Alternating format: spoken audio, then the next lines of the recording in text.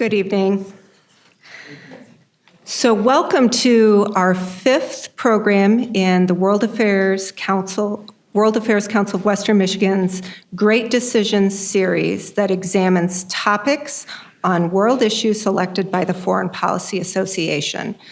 I'm Erica Kubik, the Director of Programming for the Council, and on behalf of my colleagues, Rachel Brooks, Abigail Stead, and Michael Van Denen, as well as the Board of Directors, thank you for being with us tonight.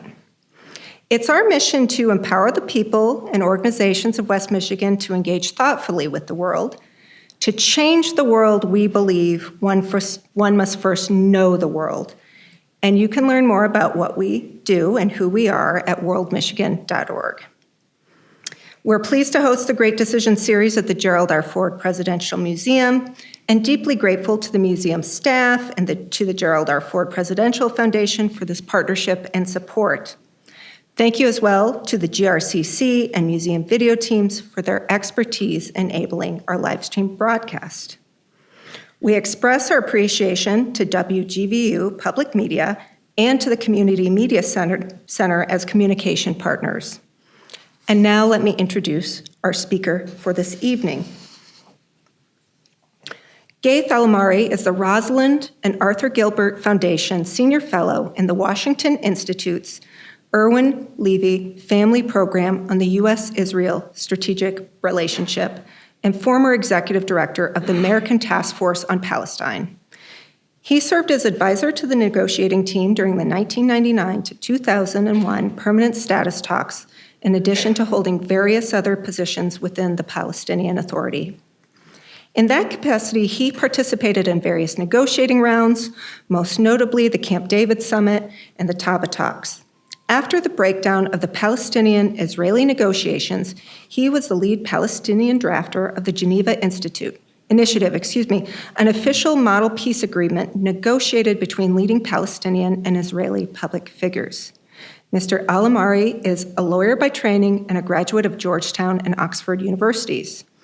Prior to his involvement in the Middle East peace process, he taught international law in Jordan and was active in human rights advocacy. Tonight's program is sponsored by Ferris State University and the City of Holland. Please join me in welcoming Mr. al-Omari.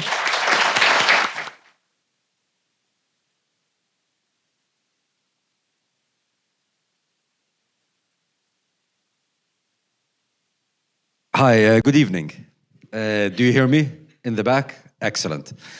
First of all, thank you, Erica. Thank you, World Affairs Council, Michael, Rachel, for having me here. It's really, really an honor. I mean, this is amazing. Thank you for your introduction, Rachel. It's almost daunting standing in the museum here with the legacy of President Ford kind of in the background. A legacy of internationalism, of engagement, both with the world, but also across differences. And I think these are values that are so key to us today, and unfortunately often values which are missing today. First of all, before I start, I'm often told by my wife that sometimes I speak too fast when I get excited, and I will get excited later on in the conversation. So if I'm speaking too fast, just, wave me and let me ask me to slow down. Now, I have to say, when I first agreed to Erica's invitation to come and speak about the Middle East in transition, I did not really know what I was walking into. I thought, one or two transitions, I can handle that. I look at the Middle East today. It's in one of the most fluid moments that I have seen it since at least 1979. So much is changing. So much is changing in countries, specific countries, in the kind of geostrategic map, in relations between different actors. I will not have, within 30 minutes, I will not have time to go through everything, obviously. I will try to focus on three issues, and I will take them from the order of most depressing to least depressing, are the issues that we are facing in the Middle East. And since we are in transition, and I truly believe in transition in that region, I'm not sure I will be able to offer you answers, but I will offer you some of the questions that we have to think of. We're talking about decisions, I want to maybe present some of the decisions that leaders have to make in order to see where we're heading next. And as I said, I will focus on three main themes, three main issues. One, the obvious one, the Gaza war. Where are we? Where are we going from here? Second, I will focus on the issue of Iran. What is happening with the Iranian file, both nuclear and the other regional activities of Iran. And finally, and maybe to end with a bit of good news, I will talk about some of the changes in the Middle East, what's happening in the Gulf, Saudi Arabia, United Arab Emirates, and things of this sort. And conclude with a couple of words, which really, I guess, the most relevant to us here, is what does that mean to the United States, and how can the United States best take advantage of some of these opportunities, as well as guard, obviously, against some of the threats that come from the transitions. So let me start with Gaza. And here, I'm going to have to say, I am very pessimistic in the short term.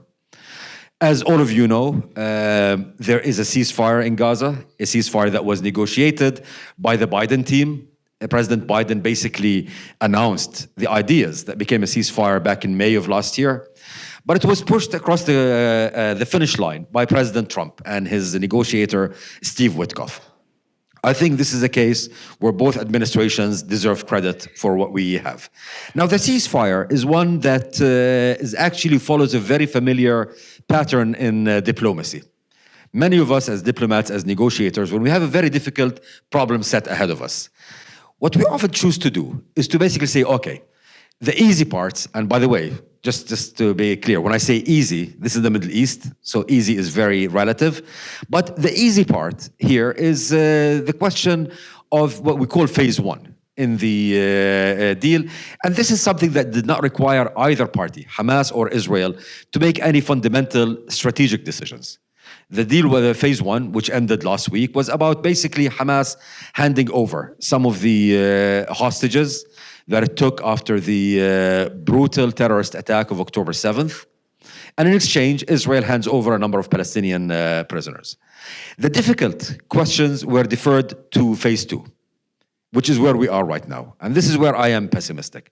Phase two, both sides will have to answer basic strategic questions, and their interests are simply diametrically opposite. On the Israeli side, their view is we cannot end the war unless Hamas is completely defeated. Footnote, what does completely defeated mean? It's not very clear to me. Nor have they articulated what that actually means. Prime Minister Netanyahu talks about total victory.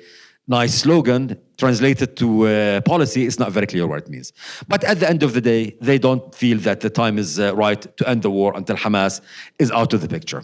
For Hamas, they have a very different set of interests. For Hamas, their interests, what they're saying, we're not going to give up the rest of the hostages, our only leverage, unless we get guarantees that Israel is going to get out of Gaza, there'll be an end of the war, and we remain in power. Very hard to see how you can reconcile those, and these are not reconcilable.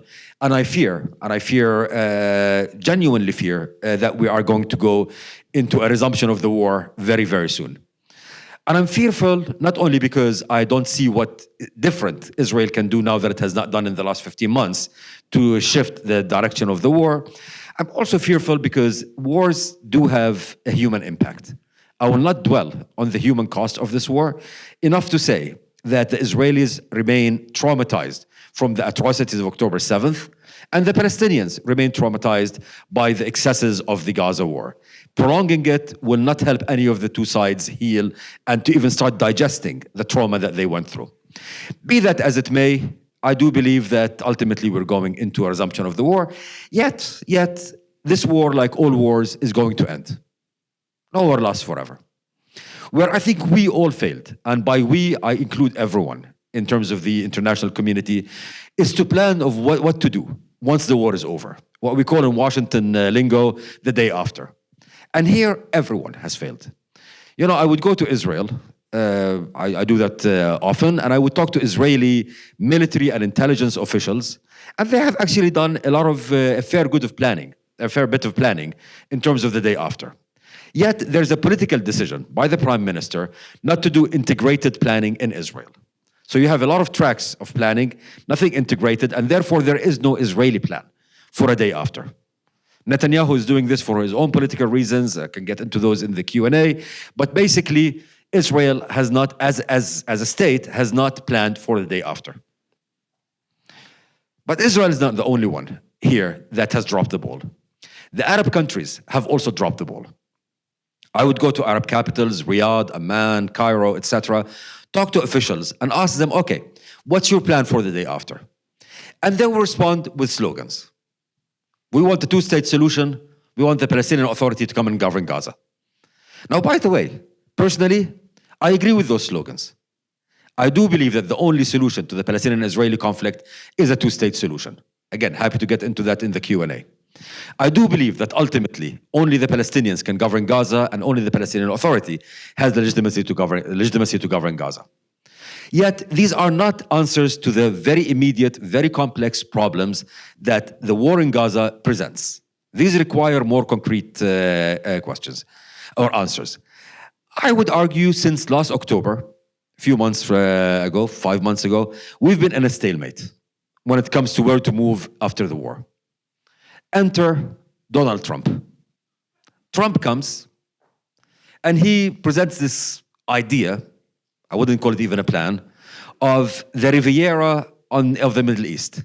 Let's get rid of all of the Gazans, put them out of Gaza, and let's build a big, beautiful resort. And if you don't believe it, go and look at the thing that he tweeted or X'd or whatever the term is right now, where an AI-generated short video shows you exactly how beautiful it is, a lot of gold and Trump statues and all of the above.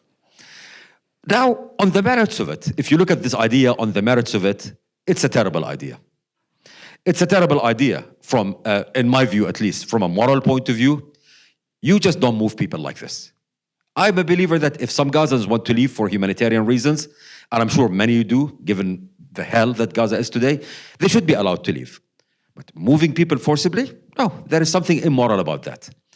Nor is it a practical idea. What are you going to do with these people? You're going to go and go in with machine guns and put them on trucks and move them out, and then if you move them out, who's going to take them? The Egyptians are not going to do it. The Jordanians are not going to do it. Impractical and reckless, in the sense that if it gets implemented, it hits at the stability of some of our key security partners in the region. Destabilizing Jordan, destabilizing Egypt will not accrue to the interest, obviously, of the Jordanians and the Egyptians, nor to Israel, nor to American interest. So if you look at it purely on its merits, it is, I would say, a terrible idea.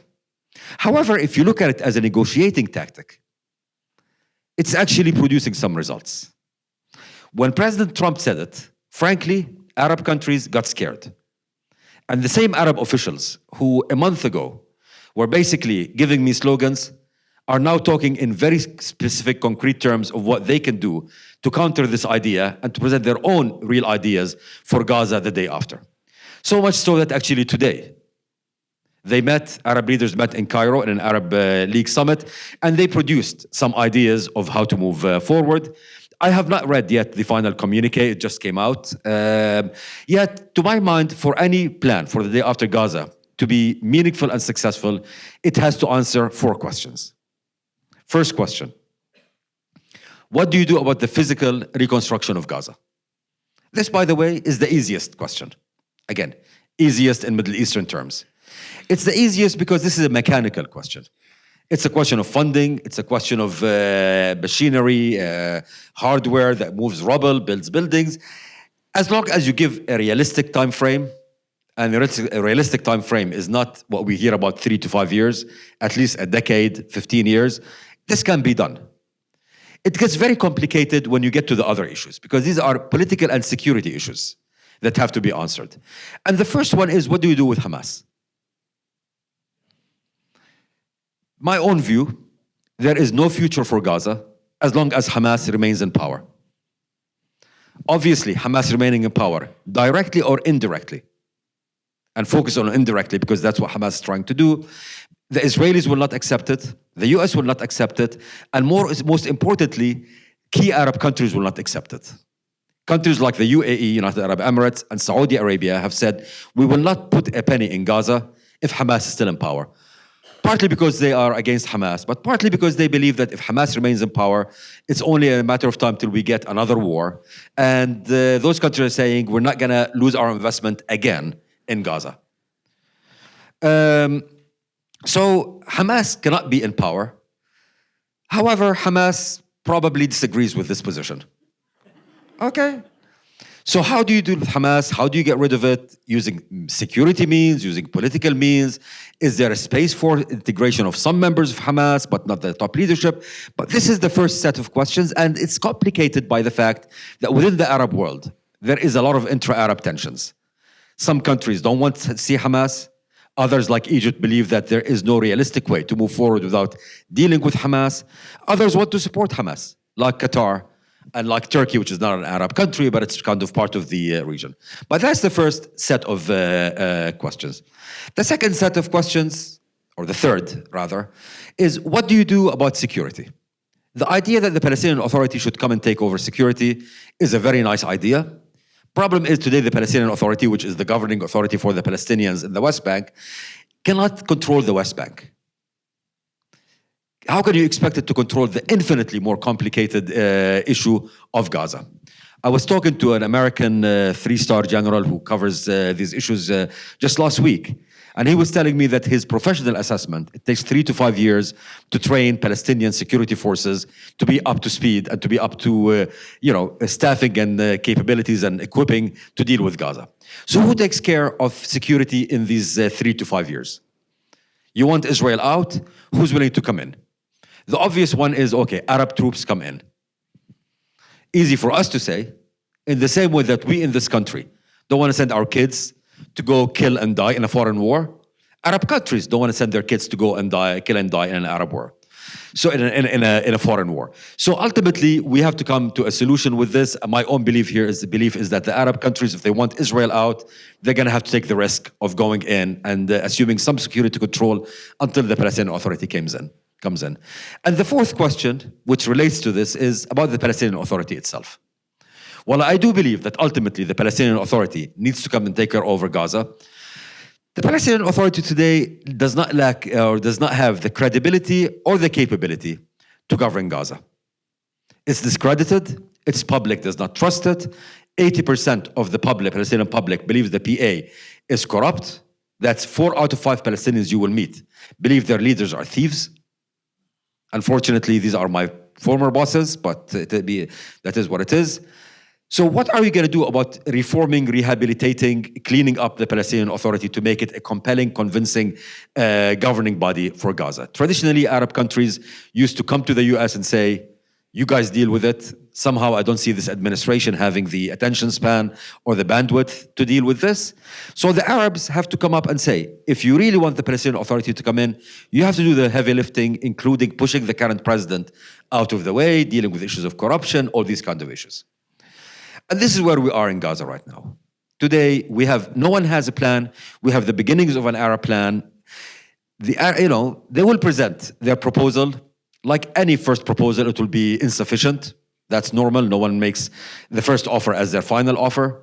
It will be interesting to see if the US is going to engage with the Arab countries to come up with something more functional and more working. So that's one.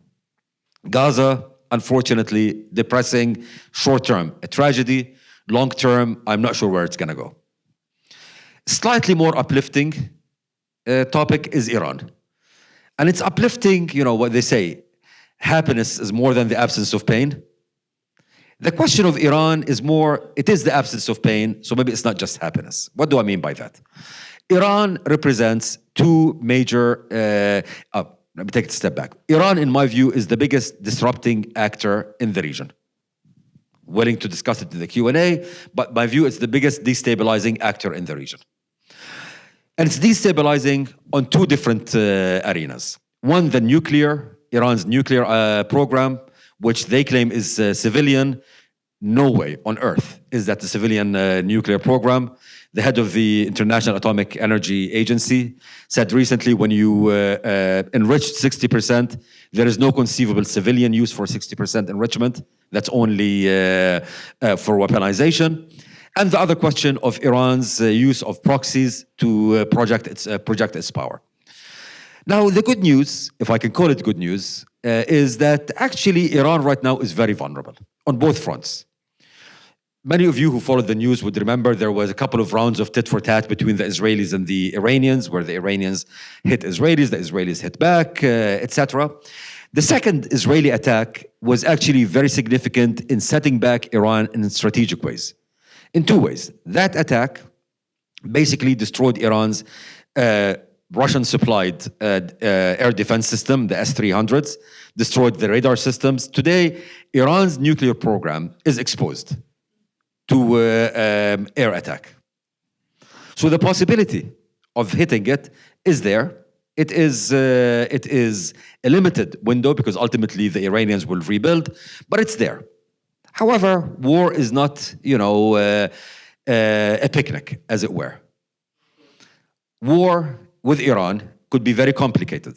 Could be very complicated because even if you could hit Iran, and that in itself is complicated, it's difficult militarily, Iran has the capabilities to fire back, not only in Israel, but on key Arab allies, Saudi Arabia, United Arab Emirates, in ways that can destabilize not only the region, but the whole oil markets throughout the world.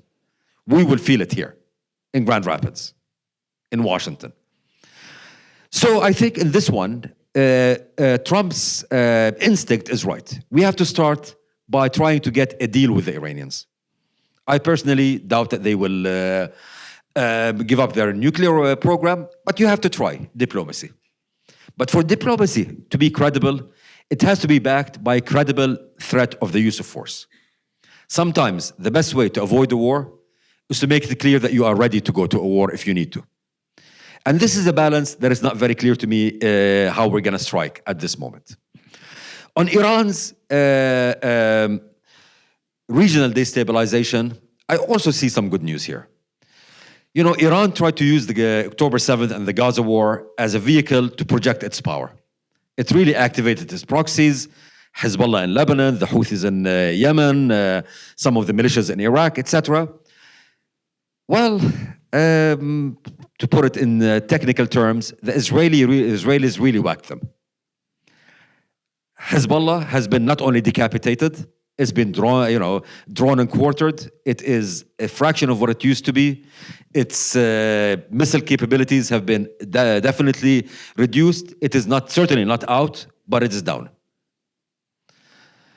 Hamas has been very heavily damaged. Actually, the militias in Iraq, interestingly, decided decided to wait this out because they felt they don't want to be hit the way that the Hezbollah was hit. So Iran's project has had a setback. The most significant setback that it had is what happened in Syria. In Syria, because of a series of events, there was no one trigger, but series of events led to the fall of the Assad regime. Assad regime that's been in power since 1971.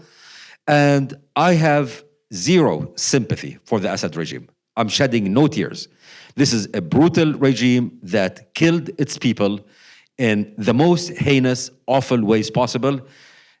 My own view, may everyone of that family and of that regime rot in hell because they deserve it. It's a strategic move. I mean, again, the brutality of that regime was unthinkable. Yet, the new leaders of Hamas are not, the Arab branch of the Mother Teresa Association. These are people who have their foundation in ISIS and Al-Qaeda, people who have done, frankly, awful things, including the current leader, Ahmed al-Sharaa, personally done awful things. Yet since they came to power, they have been sending all the right signals. Protecting minorities, ensuring that women don't get forced to wear the hijab, saying we don't want to war with anyone, not Israel, not any of our neighbors, clamping down on the drug trade, which was a major issue there, etc., etc. So a challenge right now, if you want to keep the Iranians on their back foot, this one is how do you engage with the new Syrian regime? Because if the new Syrian regime gets firmly outside the Iranian orbit, Iranians cannot reconstitute Hezbollah, etc. You cannot resupply and rebuild Hezbollah by air. If you look at the map, you need Syria as a land corridor. Here, I think we have to balance. On the one hand, you cannot give a carte blanche to people who were just a few years ago Al-Qaeda. On the other hand, if you say you were once Al-Qaeda, we will never deal with you, and if we stonewall them, then ultimately these new leaders will end up moving back to the Iranian orbit and to the Russian orbit, because if you have no other choice, then you go to whoever is willing to give you money and weapons. So that's a big problem that, for now at least, whether here in this country or in Israel, I don't see a good policy. Some of the Arab countries are reaching out, trying to support the new regime, but they can only do so much if there is no sanction relief against that regime. So this is the second point. It is maybe not a happy point, but at least one of the negative aspects of negative players in the Middle East. Iran is right now reeling, unbalanced, and so we have an opportunity to deal with its nuclear program and to consolidate the defeat of its proxy network. And I left actually the only piece of good news till the very end, because actually there is good news. There is good news because the Arab world is changing fundamentally. Now, I look around the room, and I think it's not inaccurate to say that some of you have been following Arab politics for many years, some decades. And you will know that traditionally, Arab politics has been largely characterized by a heavy dose of ideology and a very light dose of good governance. If you look at what defined Arab politics really since the 1950s, it's been big ideologies. Pan-Arabism, a la Nasser of Egypt, a la Ba'ath Party of Iraq and Syria. Islamism, Muslim Brotherhood style, whether it is the Egyptian brand, the Syrian brand, etc. These are all political ideologies that basically saw legitimacy not as a function of what you offer to your public, but as a function of how fiery is your speech and how much you can push your ideological agenda and your sphere of influence. These ideological mindsets basically are a product of the Levant and Egypt. The Levant and Egypt were the center of the gravity of the Arab world, whether culturally, politically, etc. It was Cairo, Beirut, Damascus, etc. And with this center of gravity came the ability to project ideology and governance and political systems. Things are changing. Today, the center of gravity in the Arab world is in the Gulf. United Arab Emirates, Saudi Arabia. And these are countries that have a very, very different concept of what it means to govern and what it means to be legitimate. And their concepts, while highly undemocratic, and they will be the first to tell you, we are not Democrats, we never said we were Democrats, we don't want to be Democrats, yet they believe that a government should serve its public through providing personal security, prosperity, clean, effective, responsive governance, etc. This is the center of gravity, and we're seeing a totally different kind of politics emerging from there. If you look at the educational systems, for example, in Saudi Arabia, in United Arab Emirates, a departure from a grievance-based narrative to a future-based narrative. To put it in very, very kind of mild terms, when I go to Cairo for a couple of days, I come back depressed, needing a lot of alcohol and antidepressants. I go to Saudi Arabia, because everyone you talk to is complaining. There are grievances, etc., etc. It sucks the energy out of you. You go to Saudi Arabia, you go to your UAE, and it is really energetic. You leave energized. There are people who are looking to the future. This is an opportunity. The Middle East is a region of risks and opportunities. This is all very interesting, at least in my view, to look at these kind of things. But what does it mean to us in the United States? Unfortunately, I would say in the United States, and I will conclude with this point, since the Obama administration, including the Obama administration, both terms, including the first Trump administration, and then the Biden administration, despite all of their differences, there was one theme. We want to exit the Middle East. The US wants to leave the Middle East. Because we see the Middle East as a place that produces nothing but headaches, problems, etc., etc. We overlearned, I believe, our lessons in Iraq and all of that. Today, in face of these transitions we see, in face of these threats and opportunities, we have to make a decision in this country. Are we invested in the Middle East or are we not invested in the Middle East? I fully understand why people don't want to be invested in the Middle East. It is a bit of a pain. It is sometimes frustrating to deal with the Middle East. However, I would say that if we do not get engaged in the Middle East, actually, I mean, this is true of everything. If you don't get engaged, you have no say in the way things are going to end up. We are out of the Middle East, then we will not be able to shape how these transitions are going to go. If we're not invested, not only financially, but also politically and militarily, then we will not be able to ensure that things end up with, towards our interest. If we are not engaged, and if our partners there know we're not engaged, they're going to start hedging. And that's what we're seeing. We're seeing some of those countries unsure of what we're doing, what we're going to do, talk to China, talk to Russia, to others to see if anyone can fill this vacuum. And finally, I would say, we might decide to leave the Middle East. It doesn't mean that the Middle East will decide to leave us. And as we saw on October 7th, and as we saw often in the case, if we exit the Middle East, developments there will happen and they will draw us back in. October 7th forced us to go back in, not only to defend Israel, but also to defend navigation in the Red Sea, to defend our other key allies, etc., etc. So even if we start to leave, we might be dragged back in. But if you leave and you get dragged back in, you don't get dragged back in on your own terms. You get dragged back in a reactive way. And this is what we saw with the Biden administration. They came in, they were playing catch up. They were not prepared for that.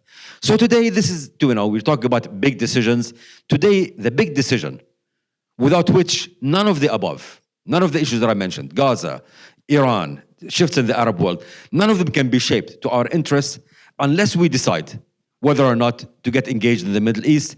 And if we decide to get engaged in the Middle East, then we have to figure out how to invest the right amount of investment in, again, money, diplomacy, but also militarily, to remain the major actor in that region. With this, thank you very much. I'm looking forward to the conversation.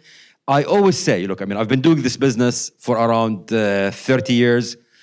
You develop very thick skin when you do Middle East policy, meaning no question is off limits. It's on your mind, put it out there.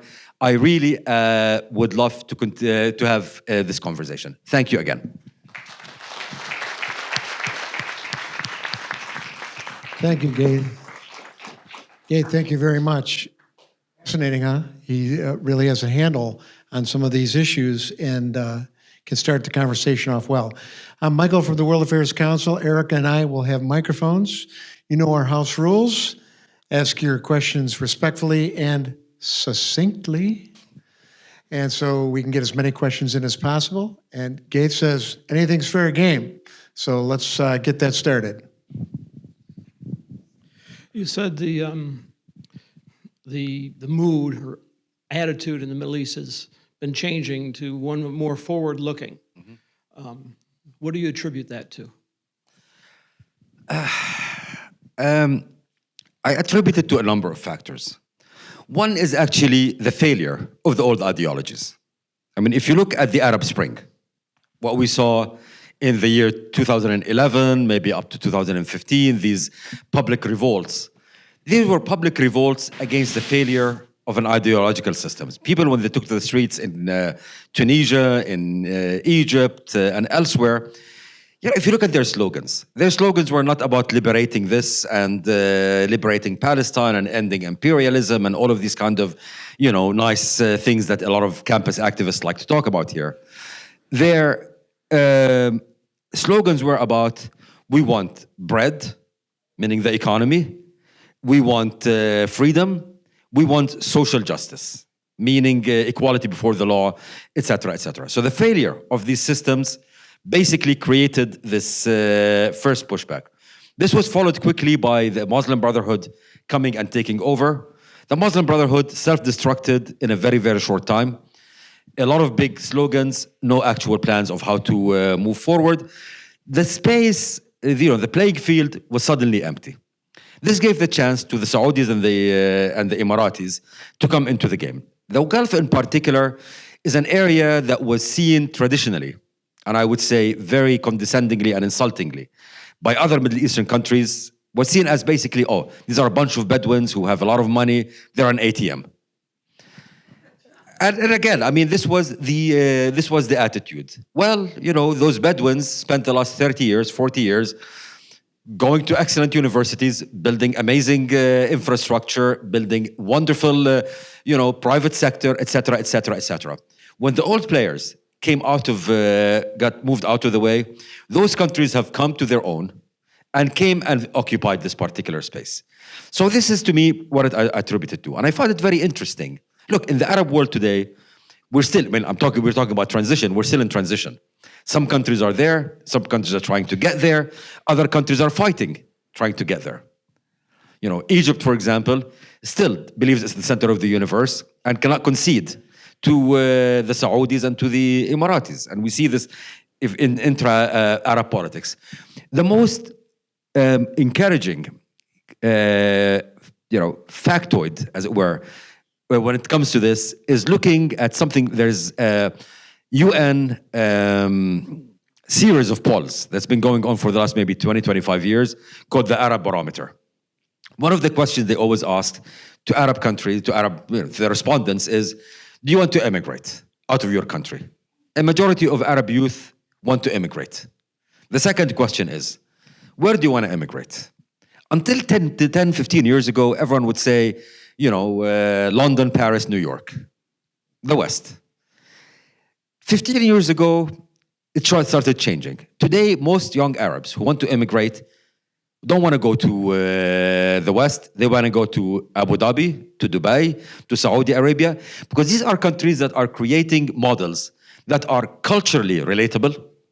When I go there, the music I listen to is music that I fully understand. The food that I eat is food that I actually appreciate, etc. So this is becoming the center of gravity right now, and it's gaining a lot of soft power in addition to the hard power that they have. So this is, as I see it, this is the transition. But again, there are a lot of pushback from the old Arab countries that just do not want to see the change and concede leadership, but also pushback from Iran that sees this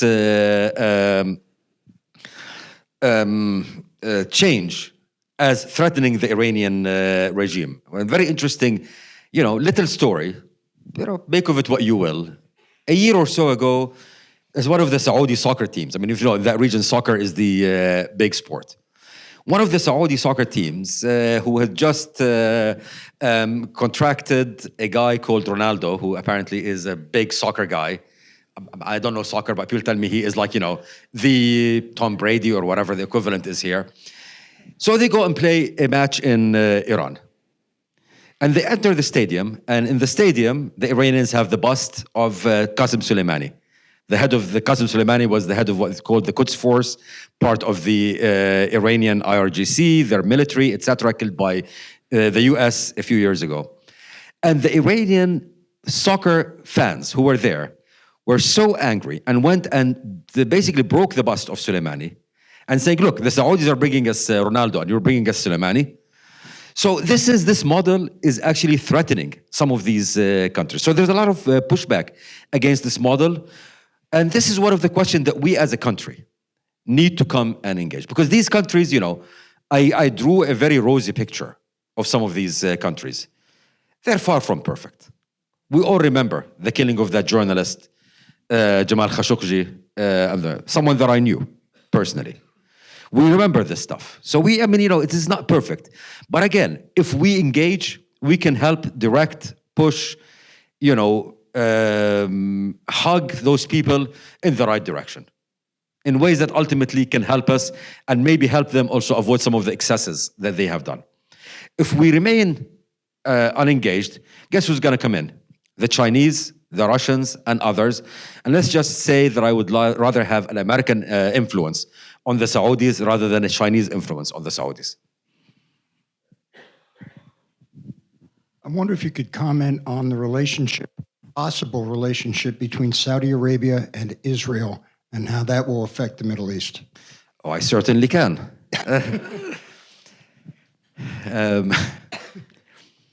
First of all,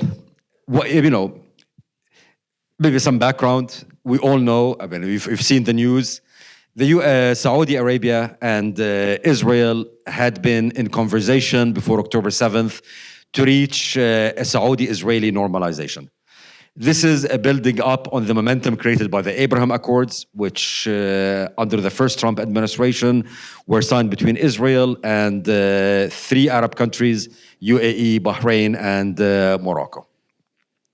Now, part of the reason why these peace treaties are happening, they're actually peace treaties, these countries were never in actual war, but these normalization treaties are happening, is the shift that I just mentioned.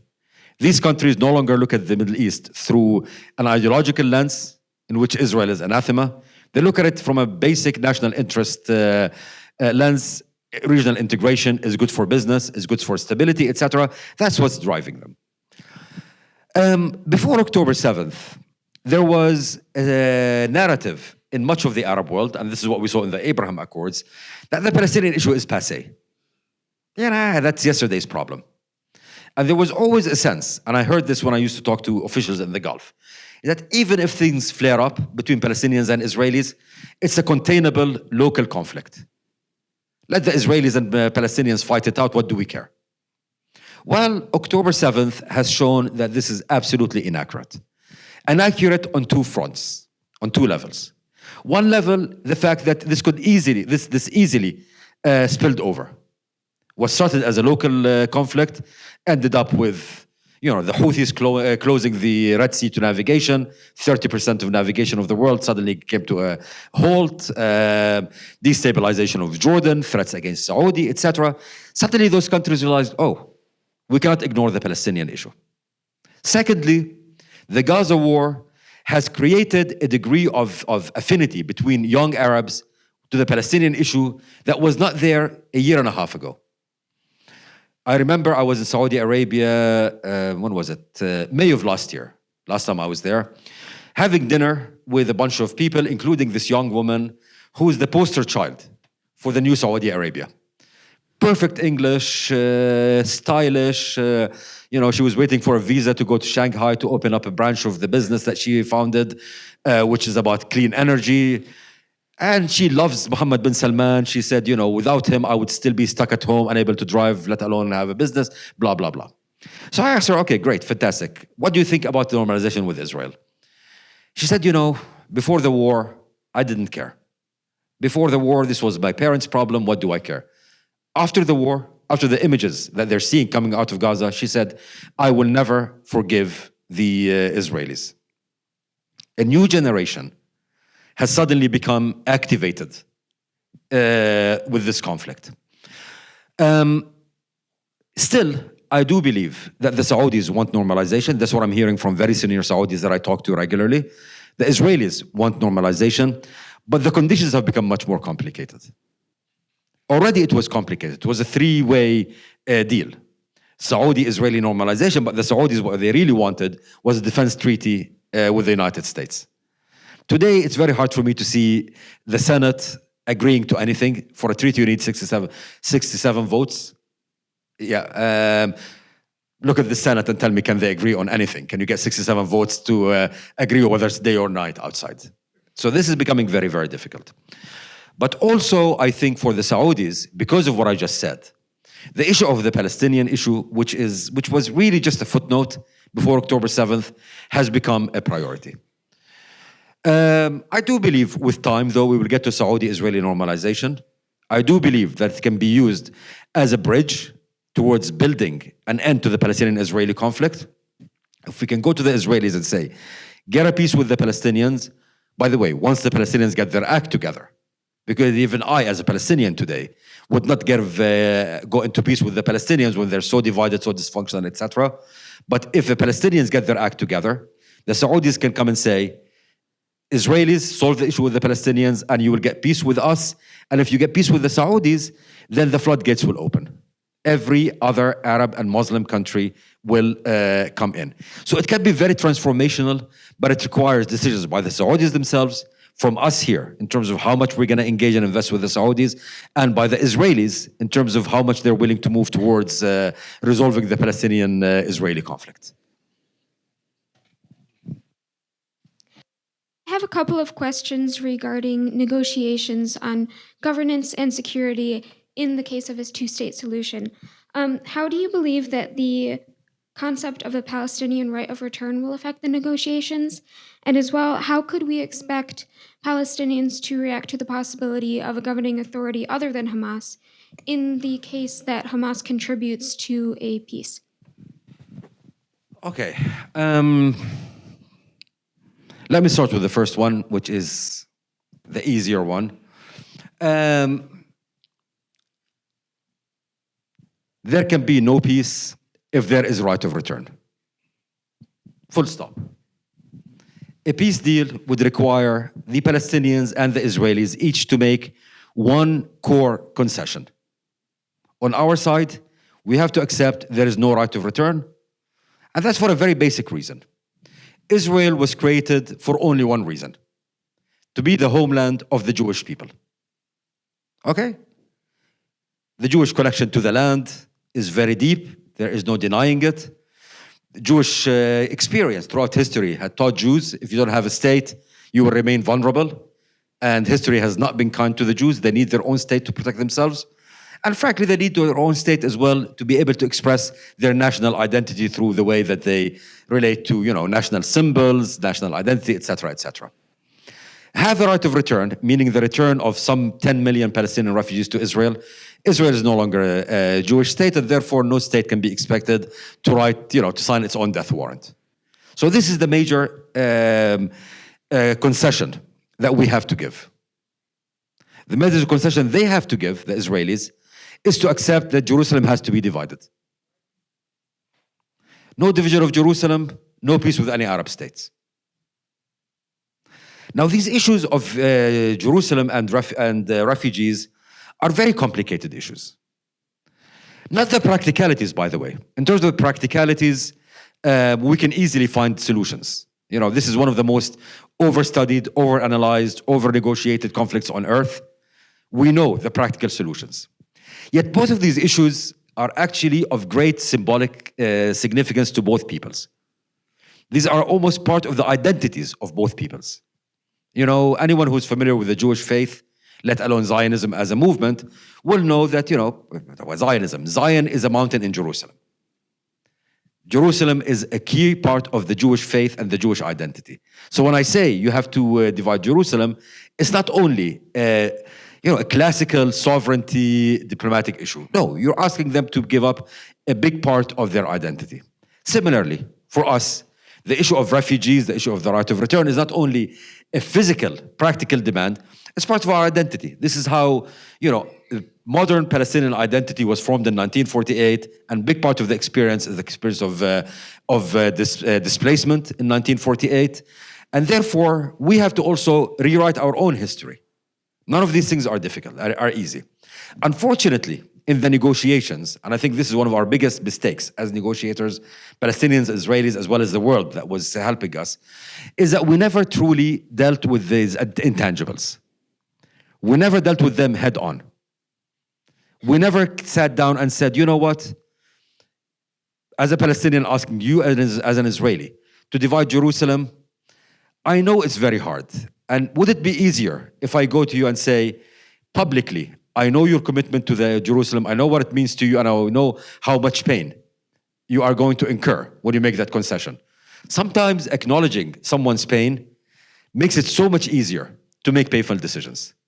And similarly for us, if the Israelis were come to say, you know what, we know that you have to give up the right of return, and you know how hard it is for you because we know the suffering that your people went through back in 1948. We never address these issues. And I believe any future negotiation has to address these intangibles. Without addressing these intangibles, it's very hard to see how we can move beyond, we can maybe sign a peace deal, but we will not have peace without addressing these kind of questions. In terms of Hamas, I would say very, very quickly.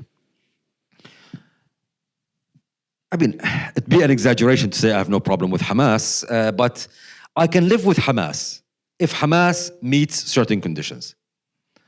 I can live with Hamas if Hamas decides that it's going to disarm, genuinely disarm. Because I believe guns and politics just don't really mix well.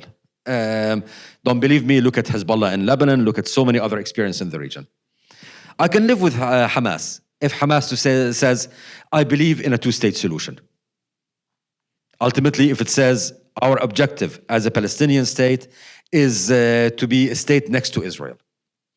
I cannot live with Hamas if it says our objective is to destroy Israel, which A, is impossible, B, is immoral, C, will ensure that the Palestinian condition will remain under occupation forever, because why would the Israelis end the occupation if the objective is to destroy them ultimately?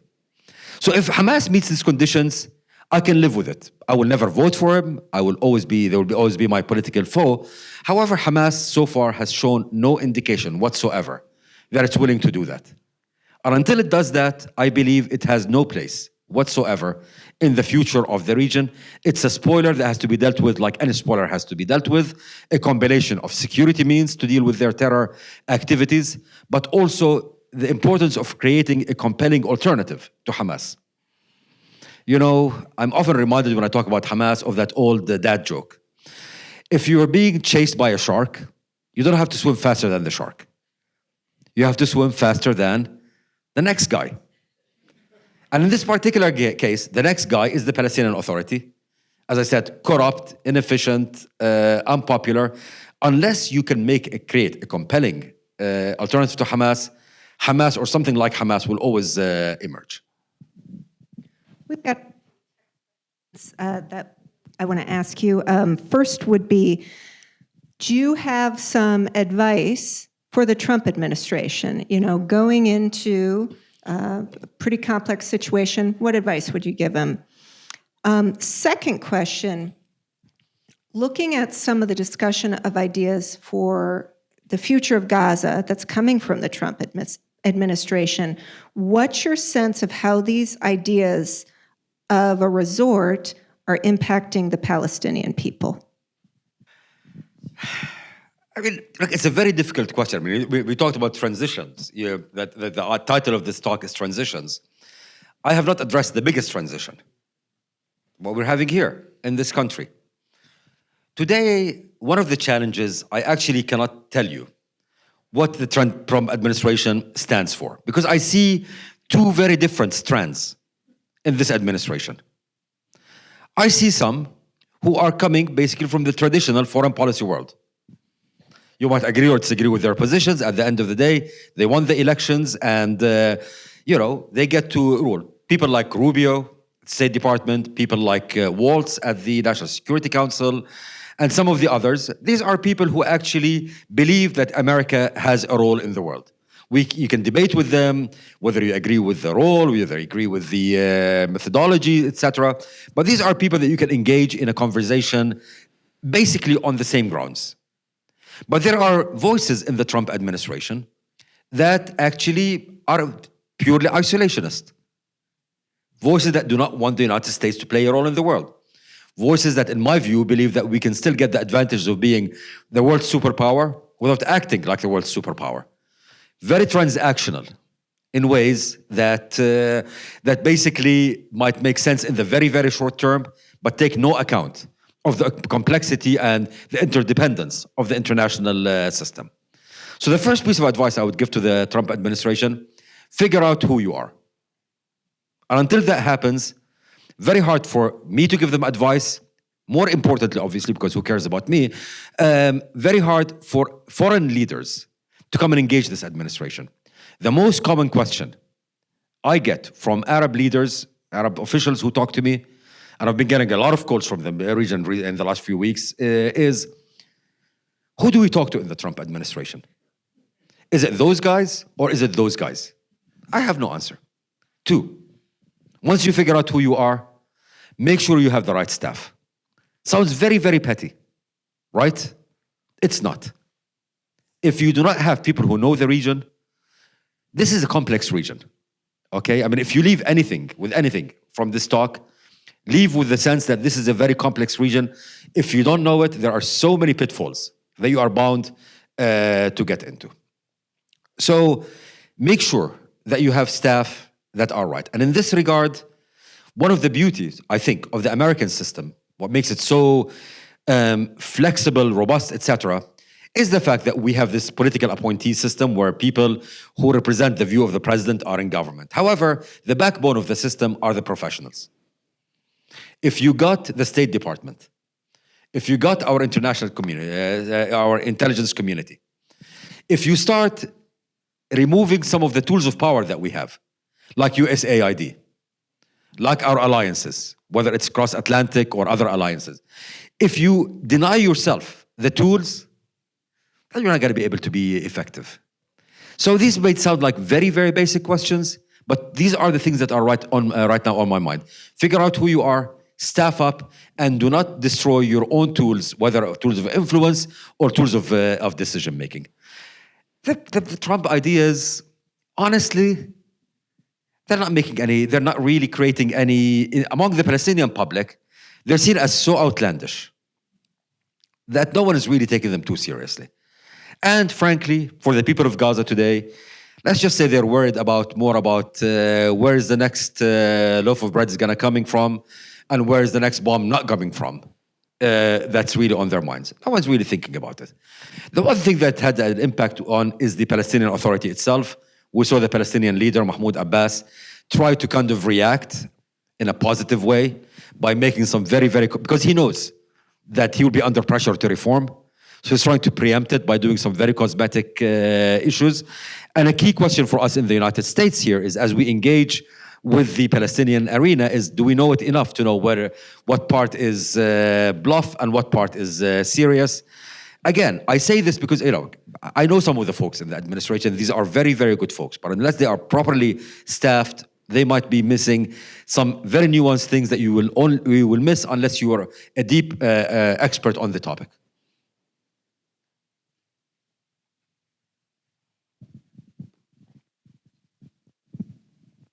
You mentioned that you'd rather have the U.S. involved than Russia or China. Could you talk a little more about that? Like, what would involvement with those countries be like compared to the U.S.? And also maybe comment a little on unity within the Arab world versus conflict between the different players. Okay. Let me start with the easy one. Unity in the Arab world.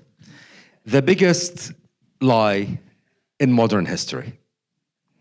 This is very interesting. A lie is the mistake, okay? I don't believe that people who talk about Arab unity came at it from a place of malice, etc. They really believed it, and there are there are commonalities between Arabs: language, culture, religion, etc., etc. All of the above. The reality is, though, that Arab countries, like Arab region, like every other region, is composed of different countries. Each country has its own character, its own set of interests, etc. It's unfortunately one of the least integrated regions in the world, and we can do a lot in terms of integration among different Arab countries. But to come and talk about unity, I think that this does a disservice to the diversity that we have in the Arab world. And many people tell me, and I hear this from many people, they're saying, these Arab countries, these are artificial countries, they are not real, blah, blah, blah. They were created by the Brits and the French back in the after the collapse of the Ottoman Empire. That might have been absolutely true and accurate 100 years ago. 100 years later, these identities have had the chance to form and to crystallize. And I think, again, it does a disservice to these identities, to these nations, to basically say, you're just all one undifferentiated mass. Recognize the differences, recognize the sovereignty, recognize the interest, and let's see how we can do more integration, whether it is economic integration, whether it is security integration, but without actually removing the specificity of every country, as we see in Europe today. If you push too much towards integration in ways that threaten national identities, you will create a backlash. And we don't want this in the Arab world. Why do you want the United States, not the Chinese? And by the way, when I say the Russians, I really mean the Chinese. The Russians are not a major power. The Russians are a weak economic power. Their military performance in Ukraine is, let's just say, not stellar. Their vaunted S-300 air defense systems did not scratch a single Israeli fighter jet that destroyed them all in Iran. So really, I'm talking about China. First of all, I would argue that the US has a much better product to give the region than the Chinese product, certainly in military terms, but also in kind of technology and communication terms. Huawei is not as good as some of what we have to offer, nor are there drones or fighter jets. Two, the Chinese actually bring a degree of corruption in their interaction that is unparalleled. Since this is being broadcast, I'm not going to mention from which country, but I was talking to an Arab official a few months ago. His country bought, he's a military guy, his country bought some drones from the Chinese. Then they had to ground these drones and later on had to break the contract. And I asked him, why did you break the contract? He said, first of all, the drones were bad quality. I mean, he used less polite terms, but to the effect that the drones were bad quality. But more importantly, he said to me, after that, we did an audit, and we had to fire half of our procurement department because the Chinese come and corrupt. And by the way, the guy was, this is not a kind of a green dreamer coming out of college. He said, of course there's going to be corruption, but within reason. They crossed that reason. 3, debt traps. They come in, we come in and give assistance. They come in and give loans. This might not be a problem for Saudi or the UAE. It's a problem of the poorer country. We're seeing it right now in Africa in particular, but some in Asia as well. They come in, give you a loan, and then they want the loan back. You cannot pay it back, so they start taking your national assets. In addition to the fact that I do believe, despite all of the kind of anxiety and tension and dysfunction in this country, our values are still superior to the Chinese values. Much as we can criticize this country, we're not doing genocide like what they're doing with the Uyghurs there. Okay, how is that for a start? So from my mind, for all of these reasons, in addition to the fact that the Chinese and those others are really unreliable when it comes to defending their allies, we're not terribly reliable, but we're certainly more reliable than they are. So for all of the above, this is kind of where, I mean, by the way, you're saying the bar is so low. One thing that I have learned early on in my career, in foreign policy and in policy in general, your choices are never brilliant, excellent, and good. They're tragic, awful, and not too bad. And when you get to the not too bad, it's actually you're doing pretty good in a policy term, and this is the word that we're operating within. All right, so you partially answered it there, and the Chinese would do worse. But my question is, it seems as if I'm 45 years old or 44 years old, and it seems like you dated this to 1979, and U.S. involvement in the Middle East has just been catastrophe after catastrophe after catastrophe.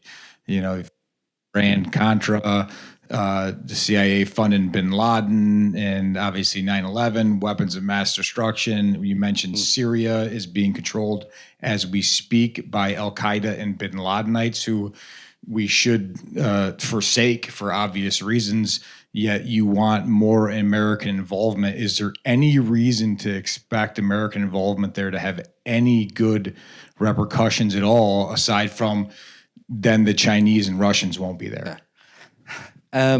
You mentioned, and I think it's natural when we look at our failures in the region to highlight those. And by the way, I can maybe disagree on a detail here and a detail there, but also there have been successes in our engagement. Be it, frankly, the relative stability that we've had in that region for quite a while, since 1979, the Carter Doctrine. Be it the fact that actually this policy, with a lot of mistakes, ended up staving off the Soviet and the communist attempt to take over that region. Be it the creation of peace treaties between Israel and Jordan and Egypt that have been very stable cornerstones of the security architecture in that region. So as much as we have failures, we have also had interests. These interests have accrued to some of the countries that are within our orbit, but also to our own benefit. Stability there in terms of whether it is oil supply, whether it is navigation, freedom of navigation, countering communism, are all benefits that we had. I think we have to re-question and re-examine how we engage. I think, for example, if you look at the Iraq War, we overreached. We overreached because we thought that we can go and make them like us. Very, very shallow, very superficial question. They don't want to be like us. They have their own concept of how they want to live. Again, I go to the Emirates, for example, today, and they're very clear to me. They said, we have a country that we're very happy with. Actually, the happiest people, if you look at some of the polls after the kind of, Danes and Norwegians, are the Emiratis. We tried to impose our value system on a region that was not particularly interested in our value system. 2, we never really understood how you build alliances. We always mistook leadership with monopoly. And in that sense, we did not create space, whether for some of these countries to come and play their own role, or to some of our other partners, Europeans and others, to come and play a role. So I do believe still that American leadership is something that will be to our interest and to the interest of the region, because I'm a believer that stability in that region right now is the highest premium. Yet I do believe we have to re-examine what our role is, what our objectives are, and what our tools are in order to achieve that objective. My question is regarding how much of Netanyahu's career is tied to the conflict happening right now in Gaza. I feel like every time I turn on NPR, they're saying that the end of the conflict in Gaza is going to be social suicide, or political suicide, I should say, for Netanyahu. And, how much of this conflict, if any, is being prolonged by his push to hold power? And when the conflict does end, does he have a political career? Let me start by saying, start with a joke. We say in our business that a cat has Netanyahu lives. The guy is a political magician. He has been written off so many times. He has a way to come back. So I would not write him off, and I would not, venture to basically write his political eulogy at this moment. Yet, what is very clear is that he has cornered himself politically in a position in which he is completely reliant right now on parties which are, the word hard right does not do it justice. These are racist parties that promote terrorism. And I use these terminologies very, very advisedly. A person like Smotrich, who's his finance minister, whose views, which are not explicit. He wrote a bloody thing about it in 2017. Go back and read it. Is all about, we go to the Palestinians, and either they accept being residents with no rights whatsoever, and if they don't, we offer them to leave, and if they don't want to leave, we shoot them. I'm not paraphrasing. I'm quoting. Bibi, that's Benjamin Netanyahu, moved to that position because he burned so many bridges with so many other political actors, because he's someone who is highly untrustworthy in political life, that right now he is completely reliant on this. When I said early on about moving to phase 2, as I mentioned, the military, maybe I didn't mention it, I can't remember, the military in Israel believes that right now resuming the war simply will not produce any more results. This is no longer a military action, this is an insurgency, and it requires a very, very different strategy to approach it. The reason why he's unwilling to move in that direction is because he's afraid that if he says that, Smotrich and others in his coalition are going to bolt and his government is going to collapse. So I do not, and I think it's very unadvisable in our business to try to go into someone's head. But if you look purely at the political calculation, to my mind, politics is at least a partial contributor to the continuation of the war. Personally, and I will do exactly what I said I was not going to do, but I will do it nevertheless, is I do believe that Bibi right now has gone to the end of his political career. much of what he's been doing since October 7th is trying to avoid taking responsibility for October 7th. At the end of the day, it happened on his watch. At the end of the day, the buck stops there. I do believe that Israel ultimately is going to end up with a commission of inquiry that ultimately will have to say whether or not the prime minister knew the details. He was in charge. When you're the prime minister, you get the benefit of success, but you also have the responsibility of failures. Who's going to come after him? Very, very hard to tell. Israel has moved to the right. That's a fact. Israel, after October 7th, has moved further to the right. Highly, highly understandable. I would say, though, maybe I'll take your question and pivot to a different direction slightly with it. Putting it like this, politics, because again, Israeli politics is way too complicated. I would say the following, though. I believe the Israelis and the Palestinians, as of yet, have not started grappling with the implications of October 7th and of the war that came after that. The Israelis are still living on October 8th. Whenever I go to Israel, what I see reinforces its images of the fallen in October 7th, the hostages, dead soldiers. Hamas kept on reminding them of October 7th every Saturday when they're releasing hostages in this shameful theater that they were doing. And the Palestinians, the war is not over. We still have not even started grappling with the enormity of what happened. 50,000 people, almost 50,000 people. Many of them were Hamas. Many of them were not Hamas. This is the biggest tragedy that happened to us as a nation since 1948, maybe even worse than 1948. We have not started grappling with it yet. I say this partly because to just give you a sense of how long these societies will need to heal, to be able to move forward, to be able to even process their own pain before they start looking at the other side's pain. But I also say it for a political reason. Major political upheavals and major political failures of this sort always create political change.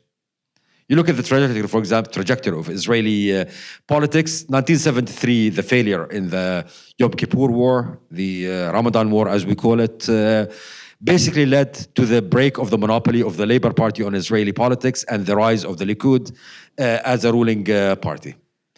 Today, October 7th was not only a failure of Bibi, it was a failure of a ruling elite. And I suspect that Israeli politics, 5 years from now, 10 years from now, will look very, very different from the Israeli politics that we know.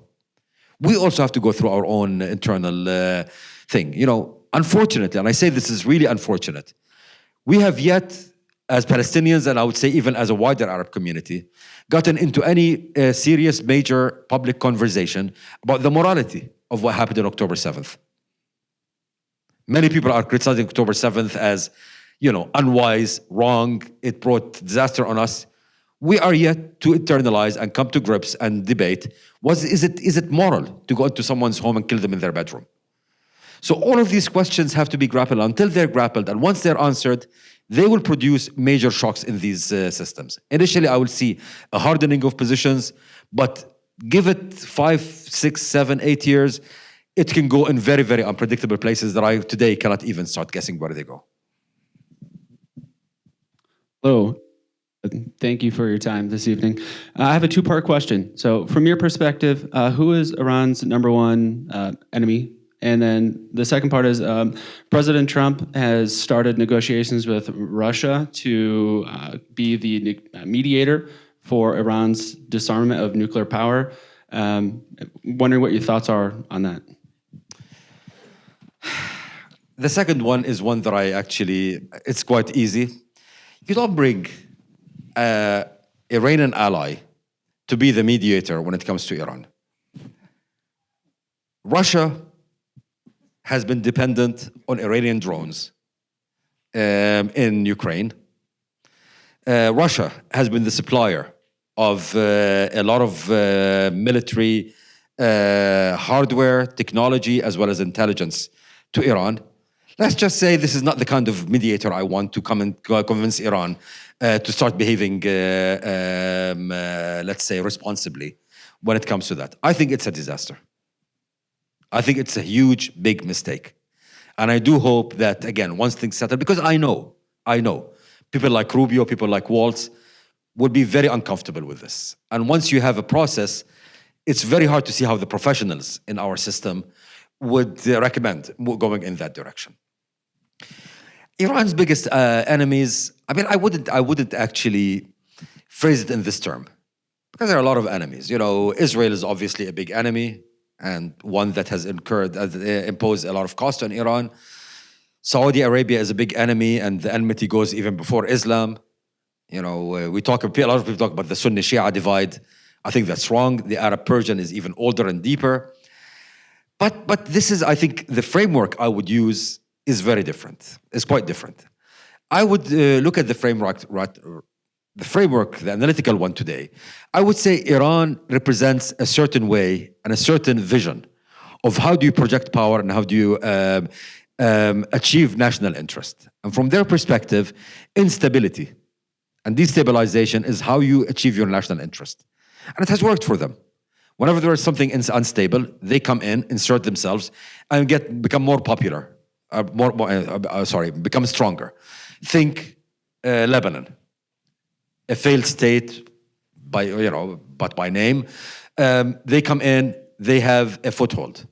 Iraq, after the invasion of Iraq, we so mismanaged it that the Iranians found a way to come in. Yemen with the civil war, they come and support the Houthis. And even when there is no instability, they try to create instability. Over the last year, a bit more, they've been trying really hard to destabilize Jordan, to get a foothold there. So that's kind of one camp. And one camp, really a camp of one, with some vessels around it, Iran.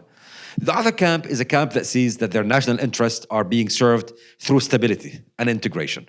Here, I would throw the Gulf states, Jordan, Egypt, etc. It's a loose camp, and there's not particularly very cohesive. But its view is the more stability, the less there is, the better it is for us as governments and as countries. So this is the competition that I see. Today, the leader of the stabilization camp is Saudi Arabia. But key actors are United Arab Emirates, because they are the trailblazers, and Jordan, because it's the kind of security linchpin of that whole regime. So these three, I would argue, are the main enemies of Iran, of course, in addition to Israel, which is a totally different conversation. Let's thank Ghaith for leading us in this conversation. Amazing. Thank you. By the way, can I just conclude on one? Sure. If I may just keep you for one couple of minutes. Now, I've been in enough talks in my life to know that most of you will probably forget 95% of what I said by next week, which is totally fine. I hope that you leave this with at least one or 2 points that will stick in your minds. One is the idea that the Middle East is complicated, and unless you approach it as a complicated issue, you will never get the diagnosis right, and therefore you'll never get the prescription right. Unless we understand that this is an area that's not a morality play, there are no quick fixes, no quick solutions, we will always get it wrong. So that's the one thing. And the second one, and I say this because I go on a lot of campuses and do these kinds of talks, and I'm very troubled by the idea that people can look at this from such one-sided ways. I believe this is a complex issue. I believe this is an issue that all actors, I look at my expertise, Palestinians and Israelis, both have a very good dose of justice on their side, and both have done so many nasty and stupid things to have so much injustice on their side. And unless you can look at it, recognizing this, unless you can look at it in a way that looks at the complexity in an analytical way, and most importantly, unless we look at it in ways that look for ways of facing challenges and overcoming them and seizing opportunities and benefit from them, unless we look at it from a solution-oriented lens, I fear that we will only be contributing to the continuation of those conflicts, will only be contributing to the suffering that every person in that region, Israeli, Palestinian, Egyptian, Jordanian, etc., we become a contributor factor to prolonging their own suffering. So if you leave something out of this, please leave with the impression and the sense that we can find solutions. There are difficult problems, but unless we approach them from a solution-oriented approach, we will be part of the problem, not part of the solution. With this, thank you so very much for spending the time. It was an honor. Thank you again. Awesome. Quite an evening. Thank you, Ghaith. And I'm sorry you couldn't get all the questions in. If you had one you didn't get a chance to ask, come on up here and I'm sure he'd be happy to engage with you. Next week, we're going to be to India. We'll be talking about India-U.S. relations with Rick Grasso, who is a graduate of Grand Valley State University, by the way, and a very, very, very respected India-U.S. expert from CSIS in Washington, D.C. So come back again, same time, same place next week. Thank you.